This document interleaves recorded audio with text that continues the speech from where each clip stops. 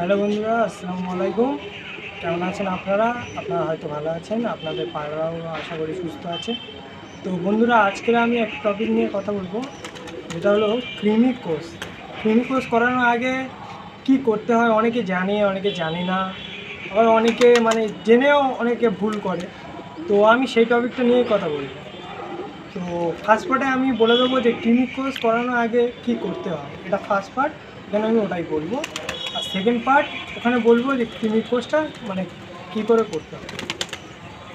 তো প্রথমে কৃমি কোষ করানোর আগে বন্ধুরা, তোমার একটা ওষুধ দেখাচ্ছি, দেখুন এই ওষুধটা Li52। কৃমি কোষ করানোর আগে এটা 3 দিন 1 লিটার জলে 10 ml করে। এবার আপনার যদি পায়রা বেশি হয় একটু বেশি নেবেন।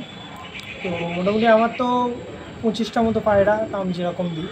তো বন্ধুরা, এটা হচ্ছে গিয়ে 3 দিন খাওয়াতে হয় কৃমি কোষ করানোর আগে। 3 দিন পায়রাতে এটা করতে হয় লিভার। তো এবার এই ওষুধটা আপনারা 1 লিটার জলে যদি সিরিঞ্জ না থাকে, 10 ml না দিতে পারেন, তাহলে এই ছিপি করে 1 ছিপি দিয়ে দেবেন, হয়ে যাবে।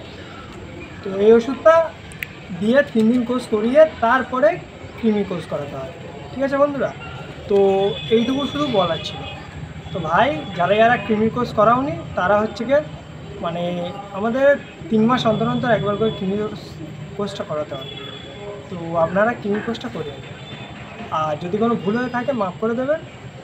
আমি কোনো দিনও এরকম বড় ভিডিও বানাইনি, আমি শর্ট ভিডিও বানাই।